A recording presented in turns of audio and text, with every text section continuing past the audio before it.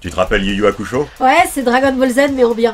Ouais, mais si tu commences comme ça, il va falloir expliquer pourquoi tu considères que Dragon Ball Z c'est Dragon Ball Z mais en mal. Si je veux expliquer en quoi je trouve que Dragon Ball Z ça marche pas, il va d'abord falloir que je précise bien que quand je parle de Dragon Ball Z, je parle de la série Dragon Ball Z, qui s'étend de l'arc de Vegeta à l'arc de Boo, et qui est complètement distincte esthétiquement et chronologiquement de la série Dragon Ball, que je trouve très bien, et qui pour le coup n'est pas comparable à Yu Yu Hakusho. Ça ferait quand même bien trop long comme digression. Reprenons. Tu te rappelles Yu Yu Hakusho? Ouais, c'est Dragon Ball Z mais en bien. Non, je regrette, c'est vraiment la principale chose qu'il y a à en dire. Ok, développe. Le manga de baston, c'est un genre assez couru. C'est l'hyper série de sport. C'est un genre qui permet de galvaniser et de tenir en haleine sans nécessité d'inventer un contexte trop compliqué. Il suffit d'imaginer un ennemi très puissant que les héros vont devoir vaincre en se dépassant et le tour est joué. Alors évidemment, le contexte compliqué, on le met souvent quand même. Mais comme il est introduit et se développe progressivement au fur et à mesure des tomes, il est plus subordonné au scénario que le scénario ne lui est subordonné. Et l'écriture reste principalement centrée sur ce qui est le plus jouissif, à savoir les personnages qui repoussent sans cesse leurs propres limites et vont toujours plus loin dans leur accomplissement. La recette est très usitée, mais la plupart du temps, les mangas qui l'utilisent en profitent pour y ajouter une petite touche personnelle, que ce soit un lyrisme démesuré, une ambiance délirante ou un univers angoissant. Mais peu de séries prennent le parti d'être juste le manga de baston de base, celui qu'on peut citer en exemple quand il s'agit de définir le genre, celui qui peut servir de référence à tous les autres, à part Yu Yu Hakusho et Dragon Ball Z. Et encore, Dragon Ball Z ça compte à peine parce que c'est la version 0% de Dragon Ball. 0% de quoi? De sucre, de sel, de piment, de tout quoi. 0% de fun. C'est de l'homéopathie de Dragon Ball. Ça va, on a compris, pas besoin d'y passer la journée non plus. En tout cas, dans le cas spécifique de Dragon Ball Z, les caractéristiques les plus fondamentales de la série, celles qui font qu'elle est ce qu'elle est, doivent sans doute venir du fait que c'est une suite qui a renoncé à tout ce qui faisait l'identité du truc dont elle est la suite. Bon alors si c'est ça qui explique pourquoi Dragon Ball Z a fait le choix d'être juste un manga de baston basique, ça explique peut-être pourquoi Yu Yu Hakusho a fait ce choix aussi. Yu Yu Hakusho aussi est la suite d'un truc dont elle a renoncé à une grande partie de ce qui en faisait l'identité. Comment ça? La série animée fait de son mieux pour passer ça à la trappe, mais à la base, Yu Yu Hakusho, c'est 2 tomes de manga qui racontent l'histoire touchante et mignonne d'un jeune garçon qui trouve la mort en sauvant un enfant d'un accident de voiture et qui gagne le droit de passer une épreuve pour obtenir l'autorisation de ressusciter. Je passe rapidement sur les détails techniques de l'épreuve en question pour n'embrouiller personne. Mais qui du coup vient en aide en tant que fantôme à plusieurs âmes en détresse pendant que sa copine, qui a été avertie de la future résurrection, veille scrupuleusement et courageusement à ce qu'il n'arrive rien à son corps. C'est beau, c'est romantique, c'est unique, mais au bout de 2 tomes, le mangaka s'est dit bof, non finalement j'ai pas envie de raconter ça, et le héros ressuscite avec des super pouvoirs pour devenir une espèce de videur du monde réel qui empêche à coups de poing les démons de s'incruster chez les humains. Et très surprenamment, la transition marche, la suite marche et la série marche. Et donc pourquoi ça marche? Pour le savoir, il faudrait peut-être revenir à notre comparaison de départ. Pourquoi Dragon Ball Z, ça marche pas? Dis-le nous, tu en mourrais d'envie tout à l'heure. Non, maintenant qu'il est assez clair que je suis très remontée contre, je pense que les gens veulent entendre un point de vue plus calme, plus argumenté, plus raisonné et moins émotif. Donc dis-nous toi pourquoi Dragon Ball Z ça marche pas. Oula, la liste est longue. Parce que le monde entier a d'un seul coup oublié que 5 ans auparavant, il y avait des dinosaures, des animaux anthropomorphisés et des tournois d'arts martiaux impliquant des pouvoirs surhumains. Parce que quand les personnages arrivent sur Namek, ils ont oublié pourquoi ils étaient venus. Parce que le groupe de héros ne dispose que d'un seul et unique neurone qu'ils s'échangent entre eux pour briller à tour de rôle. Parce qu'ils sont antipathiques et parce que l'action est inintéressante vu que chaque fois qu'on amorce ce qui se rapproche le plus d'un scénario, c'est presque tout de suite laissé tomber. Et y avait pas ça dans Dragon Ball? Il y avait peut-être des trucs équivalents, mais Dragon Ball ça cherchait surtout à être drôle. Et ça l'était. Pas tout le temps, mais assez souvent. Dragon Ball Z ça cherche à être sérieux, mais c'est juste n'importe quoi parce que c'est posé sur des jalons qui ne se prêtent vraiment pas à la surenchère proposée par les arcs successifs. Et puis surtout je dirais rétrospectivement, parce que ça ne fonctionne pas motivationnellement parlant. Quand les gens parlent de Dragon Ball, ils ont besoin de réinterpréter Sangoku comme le héros qu'il n'est pas ou Vegeta comme l'ancien méchant repenti qu'il n'est pas. Pour cause, et ça on aura l'occasion d'y revenir, le motivationnel c'est 99% de ce qui fait fonctionner un manga de baston ou de sport ou de compétition qui cherche à être sérieux. Yu Yu Hakusho, ça cherche à être sérieux et ça l'est. C'est moi, Altesse, vous vouliez me voir? Oh là là, Altesse, vous m'avez l'air bien constipée. Bon, d'accord, ça l'est la plupart du temps. T'as fini, oui? À part l'occasionnel gag pipi caca qu'on trouve régulièrement dans les animés japonais, le ton est globalement sérieux, les enjeux sont sérieux, l'auteur prend son histoire au sérieux, Il s'efforce d'avoir des péripéties intéressantes et les mener à terme, il y arrive la plupart du temps, et quand il n'y arrive pas, c'est en fin de série, et sans doute à cause de l'épuisement. Surtout, il ne renie pas complètement ce qu'a été l'histoire dans sa première partie, puisqu'il en reprend des éléments. En somme, Yu Yu Hakusho est à la hauteur de ses promesses, parce que ses promesses, c'est de mettre des combats épiques sur une musique galvanisante. La musique galvanisante a beau être dans DBZ, les combats y sont déjà beaucoup plus chiants et pas juste à cause de la façon dont l'action est étirée. Et donc dans Yu Yu Hakusho, pas d'action étirée, pas d'incohérence, pas de retcon, pas de drama artificiellement prolongé alors que la solution est évidente, pas de personnage introduit pour que finalement on n'en fasse rien et pas de personnage mis au centre de l'action alors qu'ils sont pas intéressants. Si, mais moins souvent, moins flagrant, et plus dans la deuxième partie de la série que dans la première. Bon, il faut savoir un truc sur moi. À part pour céder à elle, je ne m'oblige pas à regarder une série en entier si je sens que je ne vais pas aimer ce qu'elle devient au bout d'un moment. Tant que j'ai pas d'avis à écrire dessus, je m'en sens le droit. Et j'ai généralement un assez bon instinct de quand la série va cesser d'être satisfaisante pour moi. Comme il est arrivé qu'on me convainque de reprendre, je peux affirmer qu'il est assez rare que je constate que j'avais eu tort de laisser tomber la première fois. La seule exception est One Piece, dont j'avais décroché une première fois à l'arc de l'île Céleste. Les autres fois où j'ai vu une suite que j'étais résolue à ne pas voir, je l'ai effectivement regretté et me suis plutôt félicité d'avoir renoncé la première fois. Yu Yu Hakusho ne fait pas exception. Lorsque j'ai lu le manga, j'ai arrêté au tome 13. Pour ceux qui savent déjà de quoi on parle, je précise que c'est au tout début de l'arc du chapitre noir. J'avais beaucoup aimé ce qui avait précédé, j'avais trouvé tout ce que je cherchais et j'en étais satisfaite, mais je sentais qu'à partir de ce point, les choses allaient soit se répéter, soit se gâter en essayant d'être inédites au détriment de l'esthétique. J'ai dû continuer au-delà de ce point pour l'émission et je me suis fait la réflexion que j'avais bien fait de m'arrêter la première fois. Je n'ai vraiment pas aimé la suite. Mais l'arc dit du chapitre noir, quoique long, chiant, pas très respectueux des personnages, difficile à croire à cause de la surenchère et peu mémorable, reste quand même meilleur que son équivalent dans DBZ, l'arc de Cell. Il y a guère que dans la dernière partie que Dragon Ball Z fait mieux que Yu Yu Hakusho avec l'arc de boue. Ouais, donc ça a beau être DBZ en bien, il y a quand même les 2/3 de l'histoire que t'as pas aimé. Sachant que la partie de l'histoire que j'ai aimée c'est 13 tomes sur 19, c'est peut-être exagéré de dire que ça ne constitue qu'un tiers. En outre, la fin n'est pas assez mauvaise pour gâcher la partie qui est bien. Donc, je persiste et signe, Yu Yu Hakusho, c'est DBZ en bien. On le saura. Mais sinon, tu penses pas qu'on devrait commencer à décrire la série elle-même sans la comparer à DBZ un peu? Ok, mais on a déjà donné les informations essentielles sur le pitch durant la comparaison. Yuzuke Urameshi, lycéen loupard et bagarreur, vit au jour le jour entre sa mère alcoolique, son ami d'enfance effaré de le voir mal tourner, ses professeurs de lycée incapables de le canaliser, et Kuwabara, celui qui aimerait lui voler son titre de meilleur bastonneur du lycée en le battant mais n'y parvient jamais. Il sèche les cours, soulève les jupes des filles, et si quelque chose le contrarie, règle le problème avec ses poings. De ce fait, il est très craint et détesté par les adultes et les adolescents de son entourage. Ça lui convient très bien parce que du coup on lui fiche la paix. Mais en dépit du mal qu'il se donne pour être mal vu par la terre entière, Yuzuke n'est pas un si mauvais bougre que ça. Et le jour où il voit un enfant sur le point d'être renversé par une voiture, son réflexe spontané est de sacrifier sa vie pour sauver celle de l'enfant. Personne ne l'avait vu venir. Surtout pas le personnel du monde des morts, qui ne s'attendait pas à ce que Yuzuke meure comme ça ce jour-là. Comme il était prévu que l'enfant qu'il a sauvé survive à l'accident, aucune place n'est disponible, ni en enfer ni au paradis, pour accueillir l'âme de Yuzuke, dont l'altruisme et le sens du sacrifice étaient insoupçonnés. L'héritier et roi par intérim des enfers, Enma Junior, prend donc une décision. Yuzuke va gagner le droit de ressusciter à condition qu'il accepte de garder sur lui un œuf pour le couver en quelque sorte en attendant qu'il éclose. La nature de la créature qui en sortira dépendant de combien Yuzuke se montrera bon ou mauvais pendant la période d'incubation. Cet œuf n'en attendait pas trop, il éclora longtemps après et la créature qui en sortira ne changera pas grand chose à la situation dans laquelle Yusuke et les autres personnages seront à ce moment-là. On en parle juste parce que c'est ça, l'épreuve que Yusuke doit passer pour revenir à la vie. Je passe rapidement sur comment on passe de tu couvras cet œuf en tant que fantôme et feras des bonnes actions en tant que fantôme à tu couvras cet œuf en tant que vivant ressuscité et feras des bonnes actions en tant que vivant ressuscité parce que la série zappe aussi rapidement que possible la première partie. On s'y attarde surtout juste assez pour camper comment fonctionne l'univers de notre histoire. En très gros, il y a le monde des humains, Ningenkai, où habitent les vivants, le monde spirituel, Reikai, dans lequel sont domiciliés l'enfer et le paradis, supervisé par le grand roi Enma qui doit être très occupé au quotidien parce qu'il délègue la plupart de ses tâches à son fils, Enma Junior, dont l'apparence, la voix et le caractère de bébé ne doivent pas vous induire en erreur, c'est quand même un dieu très puissant.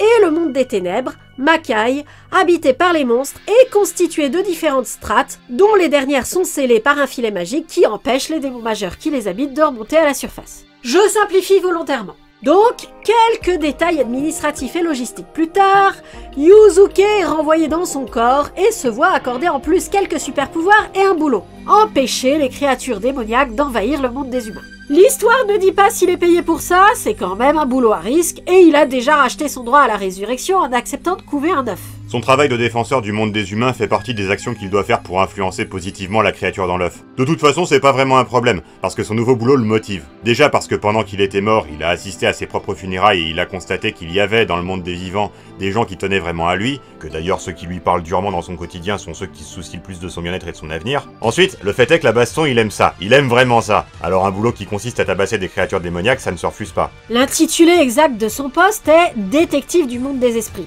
Avec un nom pareil, on pourrait croire que c'est un boulot qui nécessite des capacités intellectuelles, mais Yuzuke s'en sort très bien sans. Parce que oui, Yuzuke est peut-être un gentil qui fait semblant d'être méchant pour avoir l'air cool, mais c'est pas un intelligent qui fait semblant d'être con. Il est réellement con. En effet, c'est pas Luffy. L'apparente irréflexion de Luffy dans One Piece est en fait une forme de sagesse qui lui permet d'avoir cette connexion à la réalité suprême de l'univers que n'ont que les enfants et les animaux. Elle lui permet également de tenir des raisonnements simples et justes, être fidèle à ses amis, prendre plaisir à l'aventure, être libre, quand d'autres se perdent dans des justifications tortueuses à leurs mauvaises actions. La connerie de Yuzuke, par contre, c'est réellement de la connerie. Enfin, c'est pire que ça. Il n'a réellement pas l'intention de se servir de sa tête. À te voir, on pourrait penser que tu utilises ton cerveau. Mais en fait, c'est très loin d'être le cas. Et le plus curieux, c'est que ça le rend particulièrement efficace dans son job. Donc, je crois que c'est plutôt le job qui est mal nommé. Oui, parce que tu l'as dit tout à l'heure, c'est pas réellement un boulot de détective, c'est un boulot de videur. On lui donne des gadgets de détective, certes, mais ils servent tellement peu que c'est même pas la peine de les mentionner. Ce qu'on lui donne d'utile, c'est des super pouvoirs, et ceux-ci sont uniquement des pouvoirs offensifs, rien qui augmente sa perception ou ses capacités de déduction. Quelques mots sur les pouvoirs en question, parce qu'on est dans un manga de baston. La question de quel personnage a quel pouvoir et comment il fonctionne fait partie des éléments de base qui font rebondir le scénario. En gros, ça consiste à pouvoir concentrer son énergie intérieure, ici ça s'appelle l'énergie astrale, pour lancer des rayons destructeurs, comme un Kamehameha, sauf que lui, il les lance du bout du doigt, comme s'il tirait avec un flingue. Ça inspire à la VF de lui ajouter une catchphrase assez... consternante. Hasta la vista, baby. Heureusement, la VF finit par renoncer à cette catchphrase dans les arcs avec davantage d'enjeux. Bref, lorsqu'un démon s'échappe du monde des ténèbres, Enma Junior envoie son employé, Botan, charger Yusuke de le trouver et de le bastonner, et le tour est joué. Pas tant que ça. Des fois, il s'agit d'une invasion de masse organisée depuis les tréfonds de l'enfer, donc il faut aller tataner les méchants dans leur quartier général du monde des ténèbres. Bon bref, il faut taper sur des gens très très forts, et ça plaît à Yusuke. Il a trouvé sa vocation. Il est l'homme taillé pour ce job. Il est vif, il a un caractère entier, et à sa façon, il a le sens de la justice et une ambition de vertu. Il veut se mesurer à des adversaires plus forts que lui parce qu'il n'aime pas utiliser sa force contre les plus faibles, et il ne supporte pas que des innocents soient en danger. Et comme ça arrive souvent dans les mangas de baston, ce caractère n'est pas sans effet sur ses adversaires. On le voit venir quand on constate que, sur les 3 démons qu'il affronte lors de sa première mission, 2 ont curieusement des têtes de personnages principaux. Bon, le générique avait un peu spoilé ça de toute façon. En effet, Yei et Kurama, les 2 démons en question, après avoir été arrêtés par Yusuke, vont rapidement voir leur peine d'emprisonnement commuée en travaux d'intérêt généraux et se battre aux côtés de Yusuke dans ses missions. Kuwabara, le rival de Yusuke au lycée, on en parlait tout à l'heure, va se joindre à eux parce que c'est rigolo de taper du démon. Et aussi parce que lui, il a naturellement des pouvoirs de médium qu'il qualifie pour faire partie de l'équipe. Comme en plus Enma Junior envoie Yusuke prendre des cours d'arts martiaux auprès d'une combattante réputée, Genkai, et que celle-ci n'hésite pas à descendre sur le terrain pour se battre elle aussi à l'occasion, Yusuke se retrouvera donc à la tête d'une équipe de 5 combattants redoutables, face auxquels le monde des ténèbres n'a qu'à bien se tenir.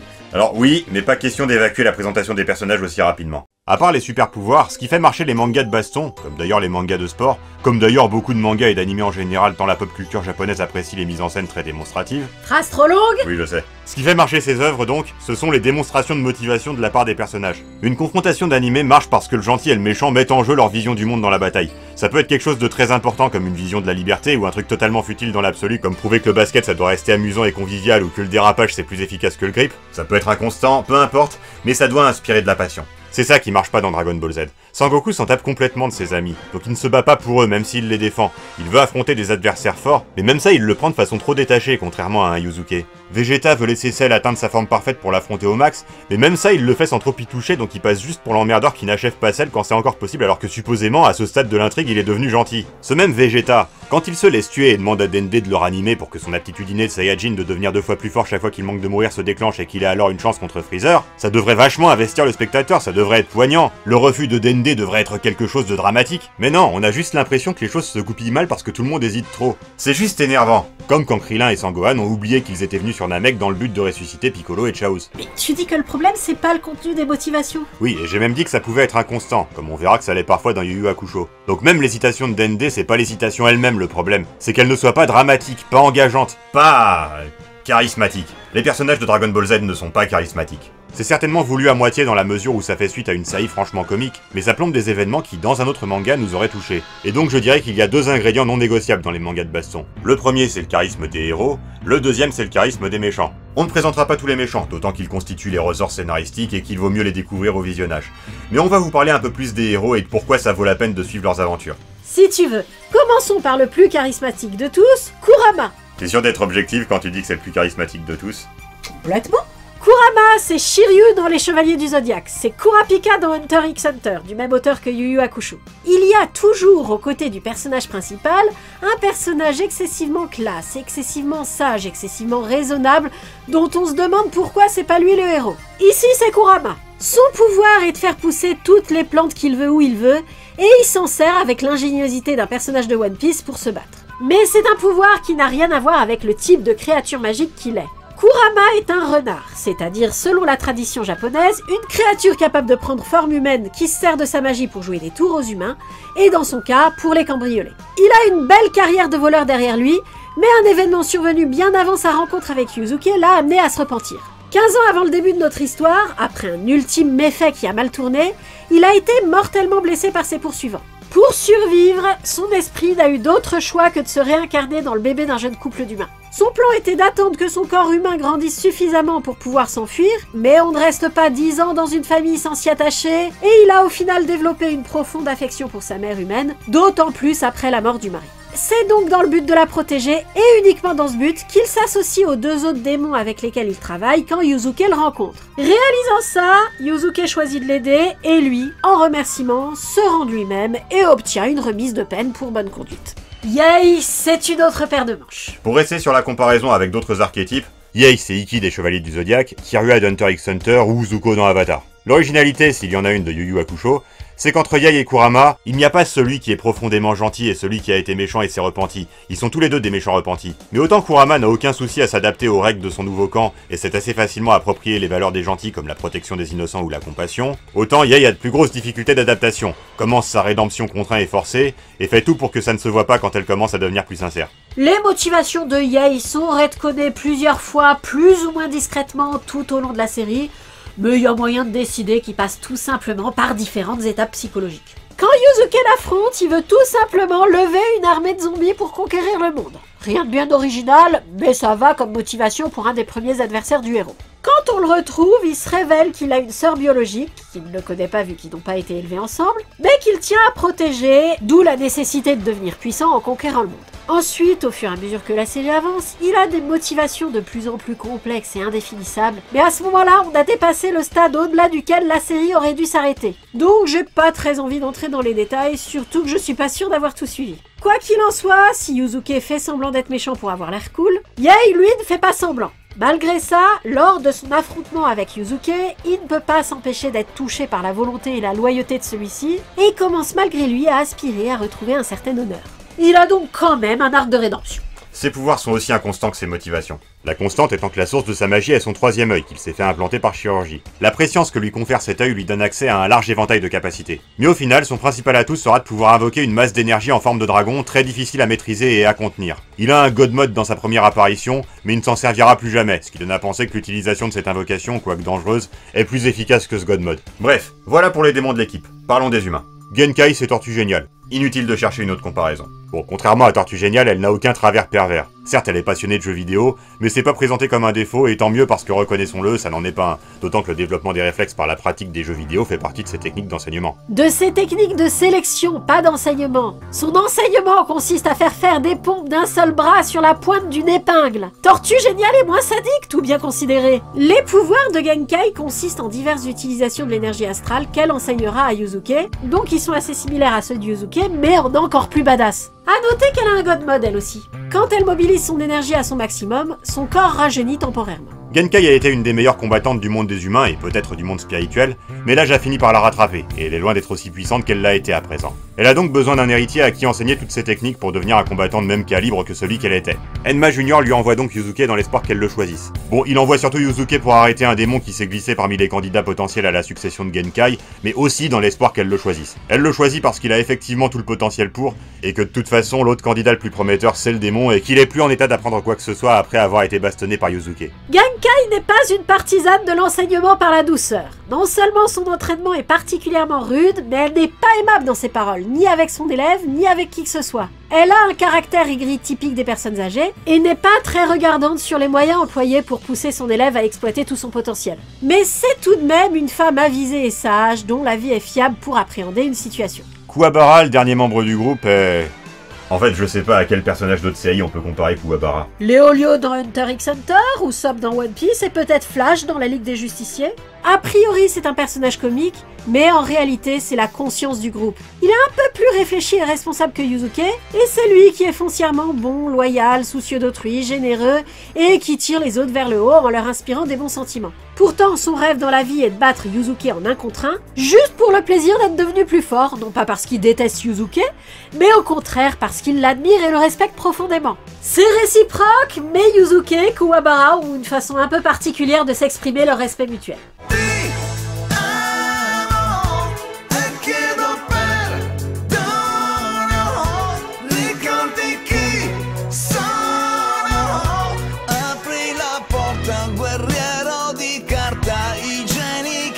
Personne n'est dupe, il est évident que Kuwabara est le meilleur ami de Yuzuke. J'aurais cru que dans ce type d'histoire, le meilleur ami du héros serait plutôt le personnage de type Kurama. Ça dépend de quel type de héros est le héros. Un héros innocent et gentil, dont la bêtise est en réalité une forme de sagesse et qui déborde de positivité, comme Gon, Sangoku enfant ou Luffy, aura plutôt tendance à avoir pour meilleur ami le personnage de type Yang. Un héros de tête brûlée avec un sale caractère comme Seiya aura plutôt comme meilleur ami le personnage de type Kurama. Yuzuke a ce site particulier d'être tête brûlée, mais de ne pas avoir plus sale caractère que ça. Il a aucun scrupule à dire des vacheries, il s'énerve quand il y a lieu, mais il est pas aussi irascible qu'un Seiya. Et il a quand même une bonne dose de positivité en lui. Il sera plutôt du genre à rire devant le danger comme Luffy. Je suppose que ce côté un peu intermédiaire fait que la dynamique avec Kuwabara marche bien. Si Kuwabara se retrouve à participer à des raids contre des monstres dans le monde des ténèbres alors qu'il n'est qu'un simple humain, c'est pas complètement par hasard. Il a des dons de médium, on en a déjà parlé, c'est visiblement de famille, et grâce à l'influence de Genkai, il parvient à utiliser cette sensibilité pour apprendre à concentrer son énergie astrale dans son poing pour lui donner la forme d'une épée et ainsi développer des pouvoirs offensifs. Je suis pas sûr que ce soit comme ça que ça marche. T'es pas sûr que le pouvoir de sentir la présence des fantômes et la nature des démons marche comme ça? Oui bon, ce que je veux dire c'est que cette série ne fait pas plus d'efforts que ça pour donner des règles cohérentes à la magie. Après, elle n'en a pas forcément besoin. Tout ce qu'on lui demande c'est de nous montrer Yusuke abattant des adversaires de plus en plus impressionnants. C'est juste que c'est rare d'assumer autant que le fait cette série de ne pas proposer plus que ça. Les adversaires en question, donc on ne va pas en parler en détail, ils font partie des choses qu'il vaut mieux découvrir au visionnage. Mais il y en a 2 dont on va devoir vous parler pour vous expliquer ce qui ne marche pas dans les derniers arcs de la série, Toguro et Sensui. Toguro est un ancien compagnon de Genkai. Peut-être son amant, c'est pas très explicite et pas très important non plus. Toujours est-il que, arrivé en même temps qu'elle au sommet de son art, il s'est rendu compte qu'au bout d'un moment il allait vieillir et faiblir, et refusant ce destin, il a décidé de faire un pacte avec un démon pour rester éternellement jeune et devenir de plus en plus fort. Concrètement, il a accepté d'être transformé en monstre. Dans cette série, sont qualifiées de monstres toutes les créatures qui ne sont pas humaines. La petite sœur de Yei par exemple, qui est très jolie et n'a rien de monstrueux, est quand même qualifiée de monstre, parce que c'est une créature fantastique. Mais Toguro, lui, est devenu un monstre dans tous les sens du terme. En plus d'être une créature fantastique, il est profondément mauvais, et plus il libère ses capacités, plus il est moche. On retconne sa motivation à la fin de son arc en déclarant que s'il avait besoin de devenir si fort, c'était pour venger ses disciples qui s'étaient fait massacrer par des adversaires plus forts que lui, mais cet ajout gâche beaucoup le personnage, donc je préfère ne pas en tenir compte. Toguro est devenu ce qu'il est parce que la mortalité le terrifie et par extension, ce qu'est devenu Genkai, qui était si belle et si forte quand elle était jeune, le dégoûte. C'est un très bon sujet pour un manga de baston. Le fond de ce retcon n'est pas forcément le plus gros problème. C'est le fait qu'on mette un retcon sur Toguro à la fin de son arc alors qu'il est déjà vaincu, juste pour nous faire un peu pleurer sur son sort. On ne se sent pas pris très au sérieux en tant que spectateur dans ces conditions. Mais on a déjà eu l'occasion de dire que la série ne rechignait pas à changer d'avis en cours de route sur les motivations des personnages. En tout cas, à présent qu'il est la créature la plus redoutable ayant accès au monde des humains, et je dirais même le top du top de ce qui se fait en matière de monstres avant que l'arc suivant ne parle de démons de niveau supérieur, Toguro vend ses services aux plus offrants qui sont rarement bien intentionnés.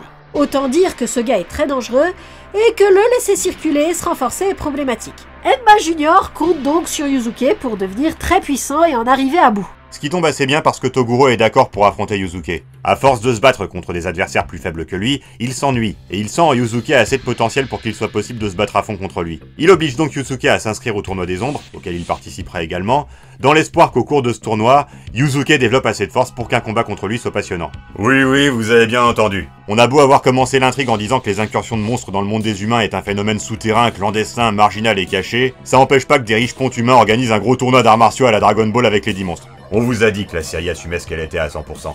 Et je suppose qu'on ne spoil pas grand chose en confirmant que les deux s'affronteront en finale et que Toguro sera alors vaincu. Vous savez comment ce type de fiction marche. C'est le fameux arc du tournoi des ombres, le meilleur et dernier bon arc de la série. C'est aussi le plus long si on considère qu'il débute dès la première apparition de Toguro. Après commence l'arc de Sensui. L'arc de Sensui. La fin de l'arc de Toguro n'était pas une fin fermée. Comme les animés Dragon Ball et Dragon Ball Z jusqu'à la fin de l'arc de Boo, Yu Yu Hakusho présente ses fins d'arc de manière à faire accepter l'idée que l'intrigue n'est pas finie.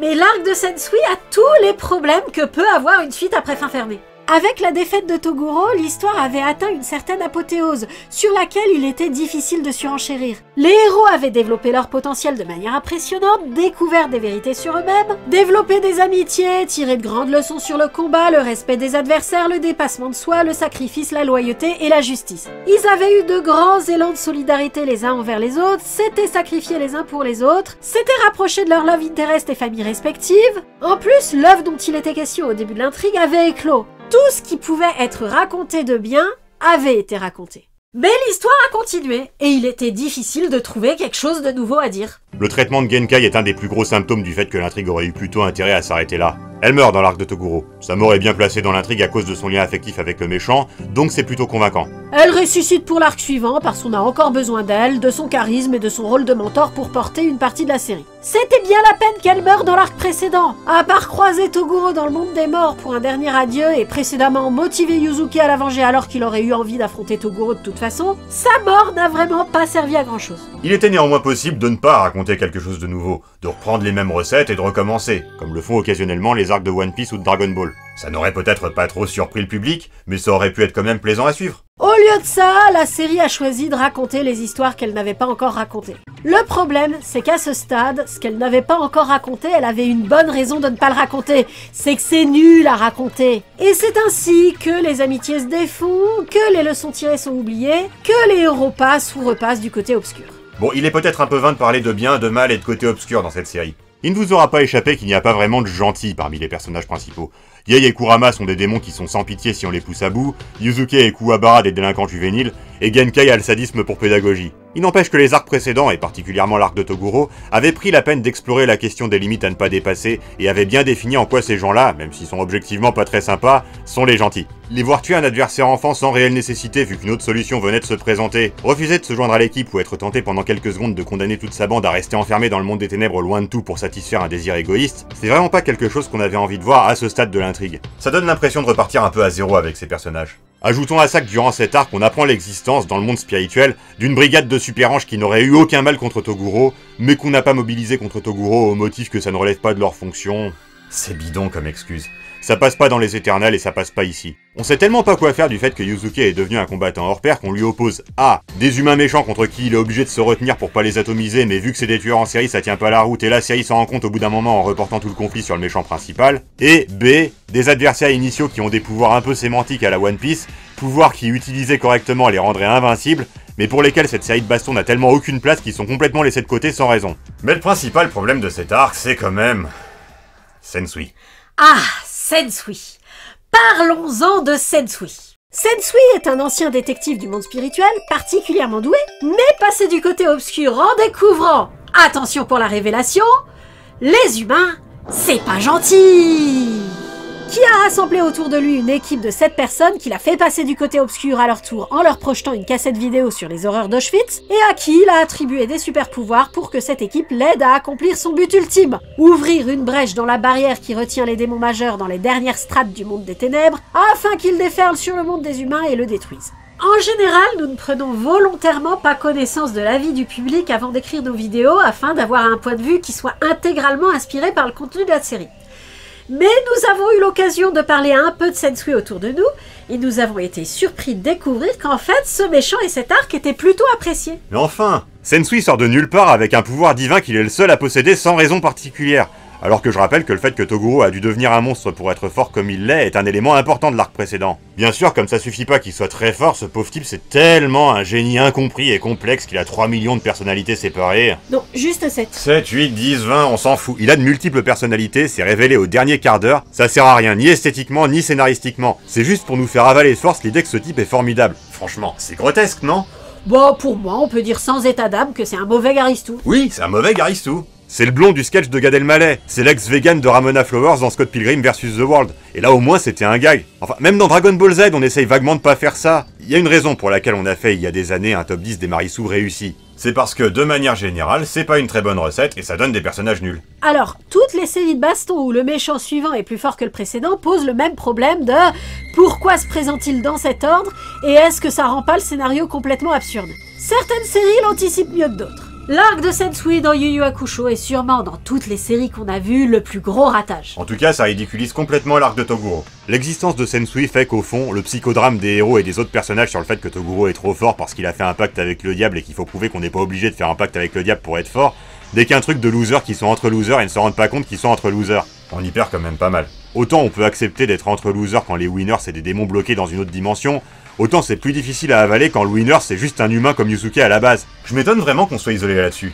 Dans l'anime Pokémon, quand Sacha perd Asino contre un type sorti de nulle part qui a 2 légendaires dans son équipe, tout le monde a gueulé. Pourtant c'est pas plus illogique que n'importe quoi d'autre, et certainement pas plus illogique que le coup du prédécesseur de Yusuke, dont on a mystérieusement jamais parlé avant, qui est invincible sans raison. Les gens semblent convaincus par les enjeux moraux de cet arc. Concrètement, Sensui est une âme torturée par le fait d'avoir découvert, dans le cadre de son travail de bastonneur de démons, que les humains sont méchants aussi, voire plus que les démons, et que l'infamie humaine est telle que le simple fait d'en prendre connaissance rend fou et nihiliste. C'est une simagrée, un caprice douillet d'enfant gâté. Les méchants en coulisses des arcs précédents étaient effectivement des humains cyniques qui se faisaient plein de thunes dans l'indifférence la plus totale envers la vie des innocents, notamment des touristes monstres venus assister au combat du tournoi des ombres. Les héros les ont combattus à leur manière, et le sujet de l'ignominie des humains a été traité sans mélodrame. Sensui nous fait juste un caprice idiot sur ce thème. Bref digression. J'ai, entre autres choses, le même problème avec Luke Skywalker dans Star Wars 8. Le fait que les Jedi de la prélogie étaient dogmatiques et psychorigides et qu'ils ont largement été responsables de leur chute n'a échappé à personne.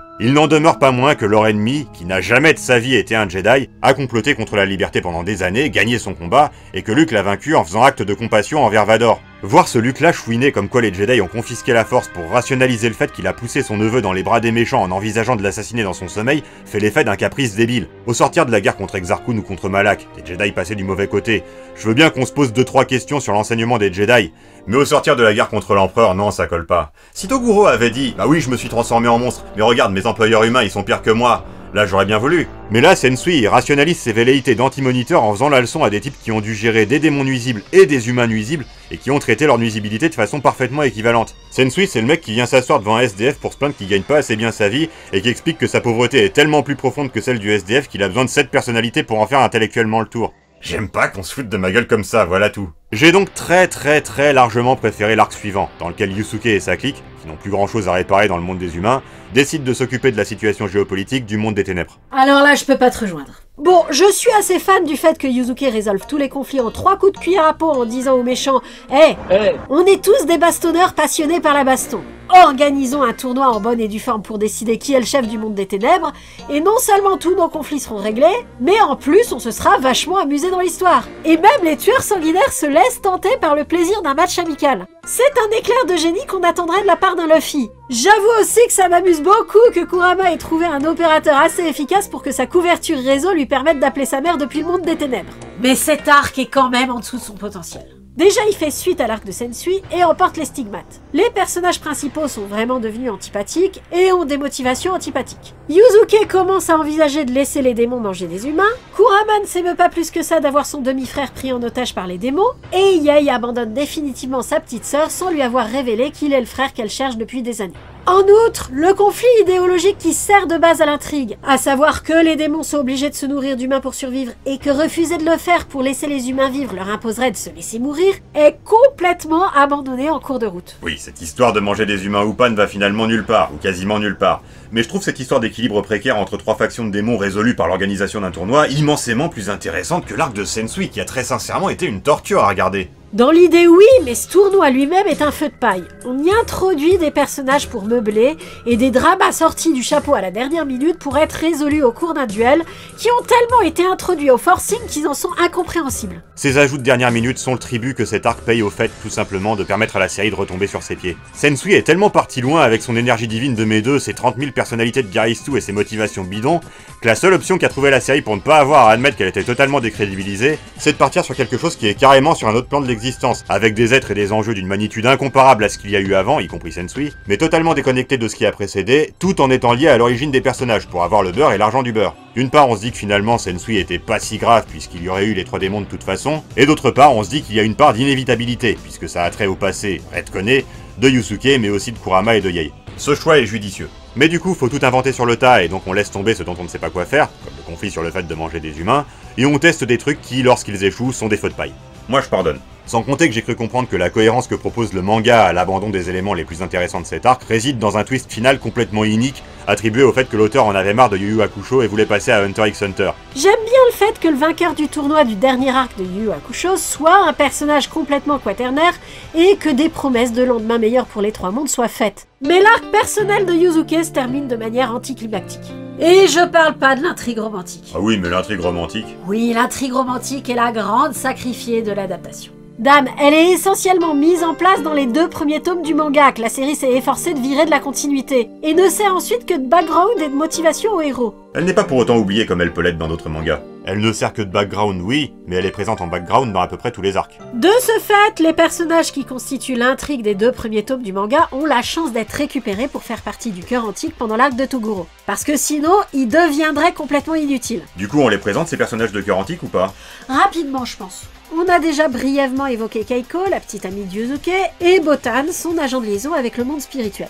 On a aussi évoqué Yukina, la petite sœur de Yei et crush de Kuwabara. On n'a pas évoqué la sœur de Kuwabara, Shizuru, dont la présence dans le cœur est d'autant plus étonnante qu'elle n'était pas nécessaire, et d'autant plus appréciable qu'elle sait se rendre intéressante quand même. Dotée du même don de préscience que son frère, on vous a dit que c'était de famille, plus mature que les autres et moins impressionnable, elle est celle qui fera les remarques caustiques et les commentaires pertinents concernant l'action en cours, là où les 3 autres serviront surtout à s'émouvoir des difficultés rencontrées par les héros. Curieusement, elle a une intrigue romantique, avec le patron de Toguro, co-méchant principal de son arc. Je peux même pas dire si c'est réussi ou raté, c'est juste... étrange. À côté, Yukina est un peu le cliché de demoiselle en détresse douce et fragile qu'il faut protéger et qui sert de motivation au héros. Mais dans le contexte, elle marche assez bien. Son excessive gentillesse est le contrepoids parfait au cynisme et à la brutalité environnante. Elle apporte un peu de douceur dans ce monde de brutes, et c'est pour ça que c'est bien de l'avoir dans le cœur antique. Par contre, c'est un peu frustrant parce qu'elle a des dons de guérison, et elle ne descend jamais sur le terrain pour soigner Yuzuke et sa bande, même quand le fait de les soigner pourrait faire toute la différence et résoudre une situation complexe en 3 coups de cuillère à peau. Ah, Yu Yu Hakusho et les personnages qui ont un don de guérison. C'est déjà un sujet à soi tout seul. Dans les premiers arcs, Botan, qui est censé avoir une fonction de support auprès de Yuzuke en plus de son rôle d'agent de liaison, a des dons de guérison parce que ça fait partie de son job. Sauf que ces dons de guérison tombent dans un trou du scénario, et quand Yukina rejoint la série, les personnages sont contents de rencontrer quelqu'un qui a des dons de guérison parce qu'apparemment ça manquait dans leur réseau. Sauf que finalement, même les dons de guérison de Yukina tombent dans un trou du scénario. Et c'est finalement Genkai qui se charge des sorts de guérison, vu qu'elle sait tout faire, donc ça aussi. Pour sa défense, Genkei a toujours su faire ça elle aussi. On a même sous-entendu dans son arc d'introduction que c'est en fait sa spécialité. Oui, mais de toute façon, je l'ai dit, cette série n'est pas très rigoureuse avec ses règles, vu qu'au final, c'est pas tellement ce qu'on lui demande. Ce qu'on lui demande, c'est de montrer des personnages se dépassant eux-mêmes et devenant meilleurs. L'incohérence passe encore. Le problème, c'est que cette série utilise les astuces typiques des animés japonais de faire redire constamment aux personnages quels sont les enjeux et les difficultés en cours pour que le petit spectateur qui prend l'épisode à la volée ne soit pas largué. Et quand Kuwabara répète pour la énième fois qu'il est très important qu'il gagne mais qu'il est vraiment trop blessé pour y arriver alors qu'on sait que Yukina est à l'entrée du stade et qu'elle vient de dire à Botan et Keiko qu'elle s'était entraînée pour développer son pouvoir de guérison, c'est hyper frustrant. À ce stade, quelque part, heureusement que ce ne sont pas les pouvoirs de Yukina qui résolvent le problème, car tout ce pathos sur une difficulté insurmontable dont la solution est à portée de main serait encore plus insupportable si la chute c'était que la solution évidente est réellement la solution. Oh, te plains pas? En matière de dialogue téléphoné pour rappeler la situation au spectateur qui a loupé un épisode, on est encore loin de DBZ où quand les héros arrivent sur Namek, Sangohan et Krillin ont oublié pourquoi ils étaient venus afin de permettre à Piccolo de le réexpliquer, et d'oublier la moitié du plan lui aussi. Yu Yu Hakusho ne va jamais aussi loin. La série se contente d'utiliser de grosses ficelles pour maintenir l'attention à son comble. Dans ce cadre-là, Shizuru, Yukina, Botan et Keiko sont correctement utilisés en tant que cœur antique, occasionnellement accompagnés dans cette fonction par Enma Junior. Et en parlant de Keiko, Keiko c'est le contraire de Yukina. C'est une fille au caractère bien trempé, qui sait garder son sang-froid et faire preuve d'autorité, ce qui vaut mieux quand on sort avec Yuzuke. Ses interactions avec lui font plaisir à voir, ils ont une bonne dynamique ensemble. Par contre, elle est assez sous-utilisée. Dame, l'arc dont elle est l'héroïne a presque entièrement été zappé de la série. On le saura. Dis-toi qu'au moins la série ne fait pas traîner l'intrigue romantique de manière artificielle comme le ferait un bête Code Lyoko. Ok, il y a toute une phase de transition où Yuzuke se pose la question de s'ils sont officiellement en couple maintenant qu'ils se sont embrassés pour les besoins d'un sortilège de résurrection, ou si pour elle c'était juste un geste de rituel magique. Et ok, aucun des deux n'aime être taquiné par des tiers sur leurs sentiments respectifs. Mais ils n'ont pas franchement l'air de douter des sentiments l'un de l'autre. En tout cas, ils se vannent comme des gens qui en sont déjà conscients. Et Yuzuke trouve tout à fait légitime que Keiko lui demande de la prévenir s'il doit s'absenter pour une mission. Bref, ils sont en couple. C'est un beau couple. Et c'est dire si le dernier arc est raté, vu que la concrétisation de ce couple ne nous fait plus ni chaud ni froid. Maintenant que Yuzuke a manifesté que protéger les humains ça ne l'intéresse pas plus que ça, et que le monde auquel appartient Keiko, il l'aime pas au final, il serait pas heureux d'y vivre avec elle. C'est dit en passant, et pas vraiment résolu. Je préfère ne pas en tenir compte. Quoi qu'il en soit, Keiko n'est pas la grande sacrifiée de la série. Ce serait plutôt Botan. Passé les premiers arcs, dès qu'elle ne joue plus son rôle d'assistante de terrain, elle ne sert vraiment plus à grand chose. Le manga l'a décrit comme le garde-fou de Yuzuke. Mais elle n'a pas vraiment d'autorité sur lui et ne peut pas faire grand chose pour l'empêcher de foncer tête baissée. D'ailleurs, vu qu'on veut voir Yuzuke continuer à foncer tête baissée et tout massacrer, on n'attend pas d'elle qu'elle le fasse. En fait, on n'attend rien du tout, et le fait qu'elle ne serve techniquement à rien ne frustre pas. Elle aussi, elle paye pour la disparition du premier arc. Elle a été créée pour être la sidekick à qui Yuzuke peut faire part de ses états d'âme pendant la période où il est en fantôme, et ne peut influencer les vivants qu'en apparaissant dans leurs rêves. Une fois que l'histoire a changé de style, elle n'y est plus tellement à sa place, et c'est déjà une réussite qu'elle ne fasse pas tâche dans tout ça. Vu que la meilleure partie du manga est un tournoi d'arts martiaux commenté par des speakerines, la présence d'un cœur antique n'était pas indispensable. Mais en mettre un a permis de recycler profitablement les personnages du premier arc.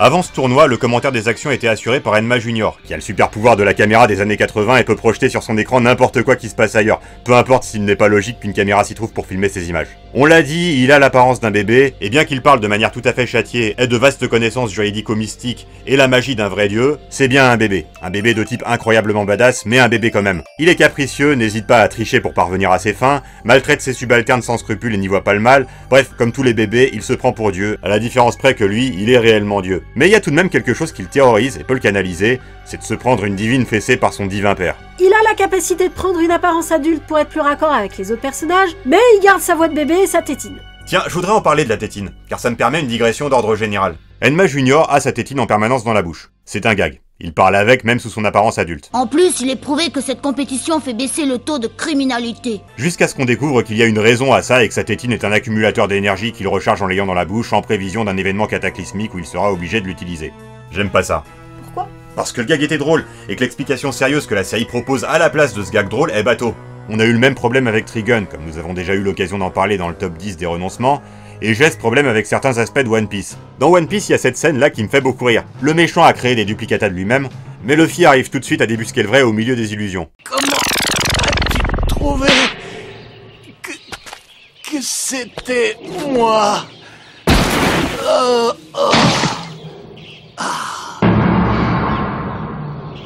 Au pif. Je trouve ça très très drôle. Malheureusement, la suite sous-entend fortement que Luffy a simplement utilisé inconsciemment son fluide perceptif, une aptitude surnaturelle que tout le monde peut développer dans cet univers avec de l'entraînement. Je trouve ça dommage parce que le gag valait la peine de rester, un gag. Bon bref, voilà pour le cœur antique. Comment ça, voilà pour le cœur antique? On va pas parler de lui, là? Tu te fiches de moi, on va pas parler de lui. On a parlé de la tétine d'Enma Junior. Et puis c'est un personnage important, il est présent du début à la fin de la série. Bon, on vous l'a dit, cette série est globalement sérieuse, mais avec quand même quelques touches d'humour pour le décorum. Vous m'avez l'air bien constipé. Ce secrétaire très maltraité d'Enma Junior est une de ses touches. Il subit les caprices de son maître tout le long de sa vie éternelle, et c'est ça le gag. On découvre que cette maltraitance est nécessaire à l'équilibre cosmique pour des raisons très précises et très sérieuses. Non.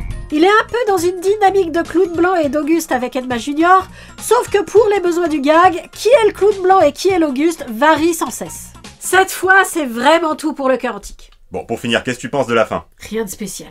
Je te dis, les derniers arcs m'ont désinvesti émotionnellement, donc la fin ne me fait ni chaud ni froid. Mais dans la perspective où on aurait aimé les derniers arcs, je suppose qu'elle est aussi correcte que possible.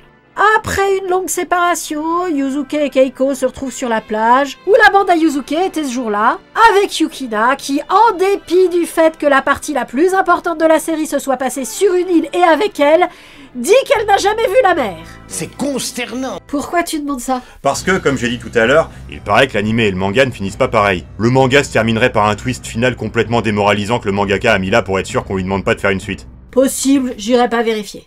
La série m'a convaincu que je m'étais arrêté de lire au bon endroit. Si Yu Yu Hakusho est une série de baston, et c'est ce que Yu Yu Hakusho a choisi d'être, sa forme la plus accomplie est dans l'arc de Toguro. C'est d'ailleurs cet arc qui mérite le plus le résumé que j'ai fait en début de vidéo. Yu Yu Hakusho, c'est Dragon Ball Z en bien. C'est une série de baston principalement sérieuse, où des personnages charismatiques s'affrontent et se dépassent dans le but de défendre ceux qui leur sont chers et de prouver leur valeur. Ce n'est rien de plus, et c'est amplement suffisant. C'est une série qui est l'archétype de tout ce qui est bien dans les mangas de baston. Et c'est pourquoi cette série mérite qu'on s'en souvienne.